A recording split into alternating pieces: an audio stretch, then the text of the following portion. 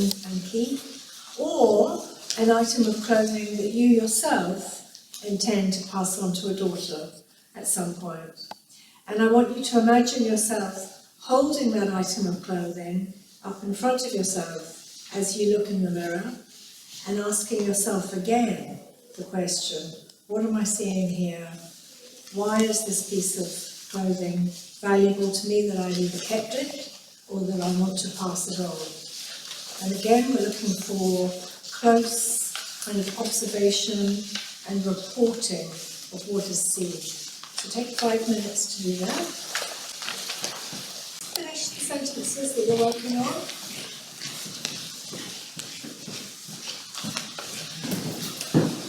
It doesn't matter if you haven't entirely got through your editing, because there'll be little bits of time later in the coffee break and that kind of thing. So the next part of the exercise now is called The Mirror Looks Back. So the first part, we've been looking at what we see in the mirror, and we've been describing that item of clothing. Now for the second half of the exercise, we're going to be the mirror looking back at that self who's looking.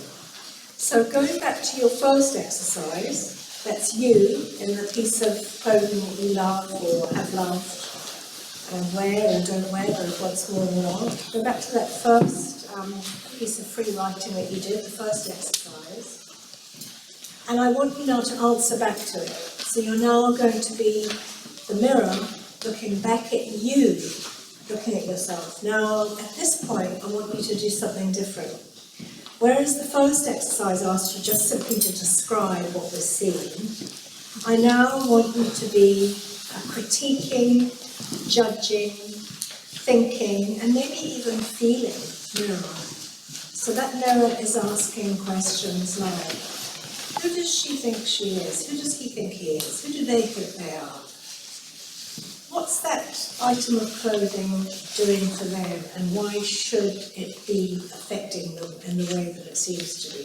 So you're starting to come in now to the story, if you like, of the piece of clothing, and asking yourself what its relation might be to the person who's wearing it. Does it look good? Does it look threatening? Does it change her? With a mirror looking back and answering. So yes, unlike the first part, where you were just describing, now you're going to be using your judgment, your sense of critique, and response to what you're seeing. So take 5 minutes, again, working very quickly and instinctively, to be the mirror looking back at you, wearing or holding up that piece of clothing that you know or have loved. Now, the final part of the creative part of this exercise, you're going to pick up your second piece of writing, which is the piece that you made about the inherited item of clothing, or the piece of clothing that you yourself intend to pass on.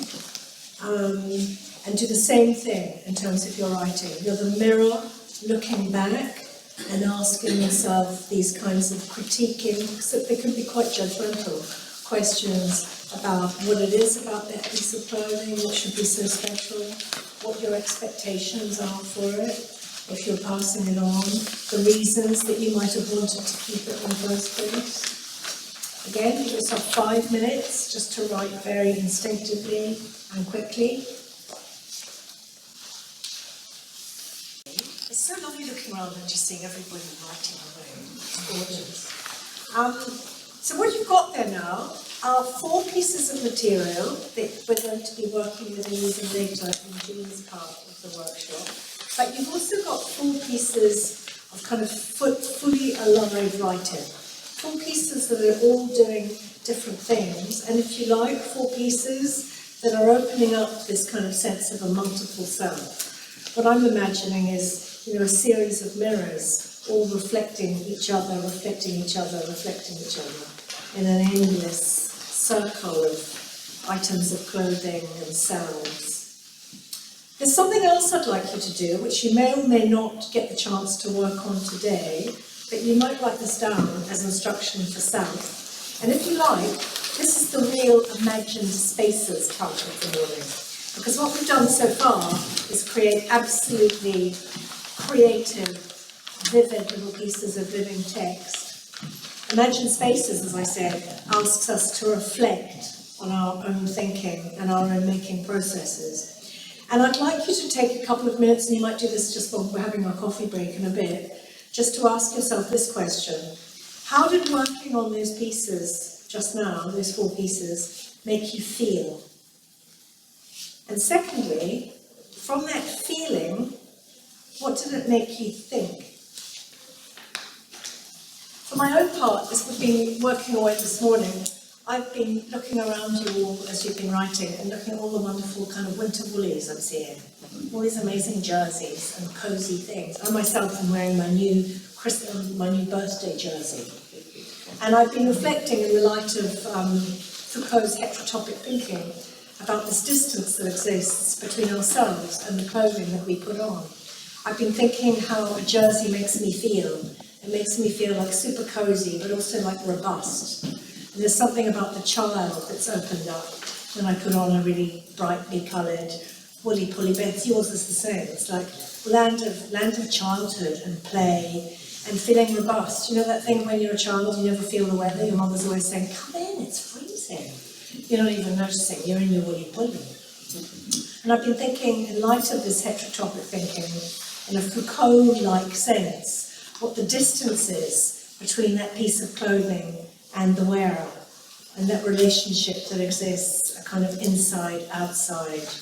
Here is me, here is the jersey, here's the jersey, here is me. Somehow fusing and being separate all at once. So this is an example of how that feeling can translate into a whole bunch of thoughts I start to have about those feelings. So you might get a chance, if you can, to reflect on how that writing, that creative writing earlier made you feel, and then as a result, what you think about those feelings. But as I say, that's if you have time, and there's no pressure on any of this whatsoever. If there's nothing that you want to take from this writing part of the morning through into the art making part, that's fine too. But if there are pieces that you want to find yourself using when we move on to the fine art stage, that's also fine. Either way, there's going to be an opportunity to talk about all that and have some feedback later. Gail, is that everything that we need to cover now for this part of the morning before we take a... Okay, give me one. Okay, so you probably don't need a human being to show you how to make this book. It's so simple, but I'm here anyway. So what you're going to cut enough long strips of paper for you all so you can fold them, and you're just going to have this amount today. However, these can easily be extended. I'll show you how to extend them if you decide you would like to make a longer book. You can also do an extra fold on there, and you can have 8 teeny pages. And one of the most useful uses of a concertinaed book is for when you forget your notebook after creative writing.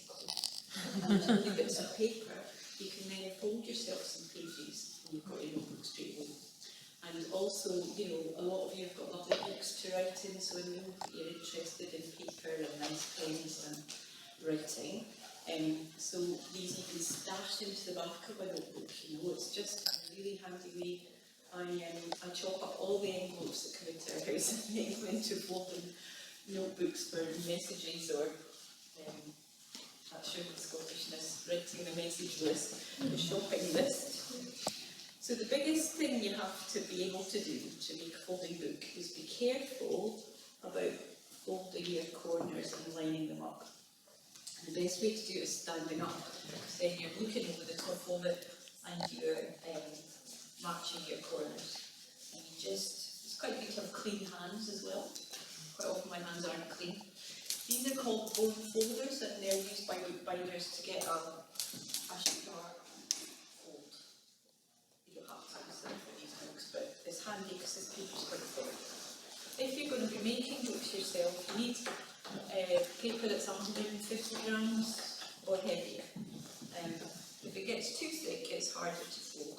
So you've got your first fold. Second fold, you just go back in them as the first row, line them up again. I've put them around the room. These are easy to follow directions. And then you've got that. And you turn it round and go the other way. It is a bit of a pest if you do it squinty, so take your time. Make it not squinty. And you can have it, if you have it this way, you haven't really got a cover. If you have it this way, then you've got like a front page where you can put title. Okay, so you're all going to do that. The paper for that is here beside the typewriter. You've got one typewriter between you all. It belongs to my friend Brenda and she got it for her 70th birthday. And so you do have to give it a good old batter. I don't know how many people have ever used a typewriter. It's surprising how hard you have to whack it. But please be careful with it. And it's got a new ribbon in it that can do red or black. And if you want to do it, I'll show you how to do that. The paper for folding is here.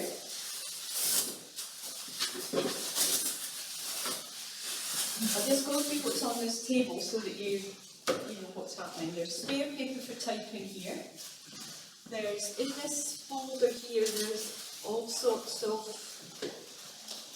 I use the DCA Print Studio. I'm generally a printmaker, and so these are old bits of print that are abandoned, and so you can chop any of these colours up. There's often really nice colours in there, and you can tear from them. I don't know, she might inspire you to do something. So help yourselves to any of that scrap paper. There's also nice new coloured paper here. There's the thing that I sort of focused on most for today was different inks. And I've made some bamboo and reed pens from the reeds on the River Tay that get washed up below our house. So to make a bamboo pen, you just whittle with a knife and get a point. And you can actually do really nice writing with a kebab stick. You don't need anything fancy. And yesterday I actually wrote quite well with that old knitting needle. So you only just need to dip it in the ink, and off you go. And there's a box load of pens here with different nibs on. So that's all for helping yourself too. And there's lots of coloured inks. Give them a shake before you start. Make sure the lid's on before you shake them. And then you can decant a wee bit into a pot to use. And you could also just put your skin colours in the palette. If you do that, so because I'm really mean and Scottish, if you do put colour in to one of these little trays, squirt it out the end of there. If you don't use it all, you can squirt it back up again. And then put it back into here.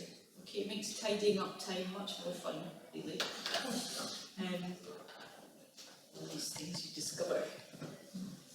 There's Crit sticks and there's PVA, there's millions of pairs of scissors donated from all sorts of people.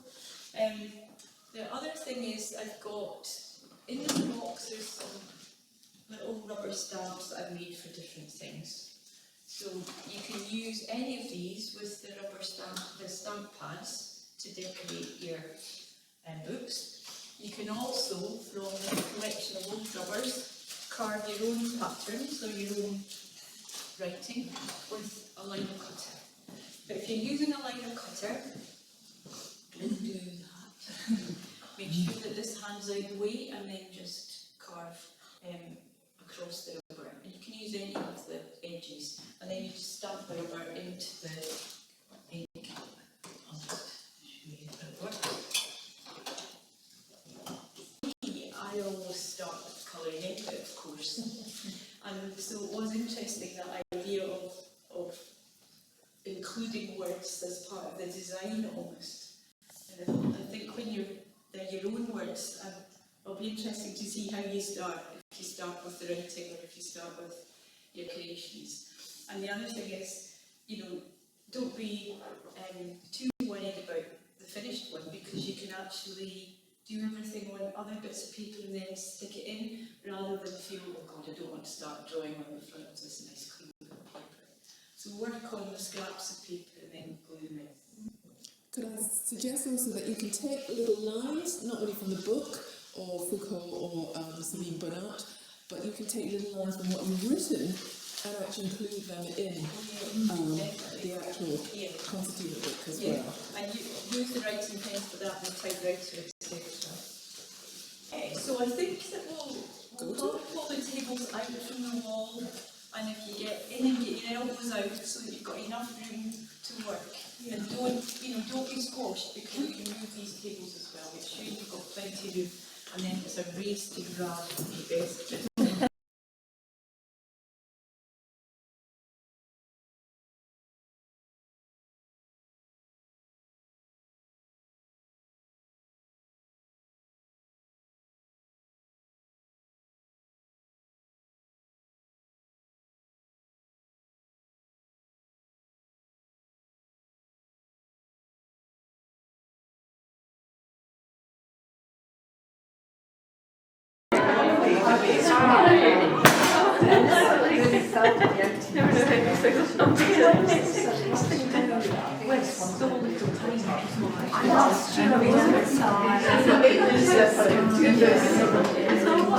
Eight minutes. I'll start from that slide. Is this your one?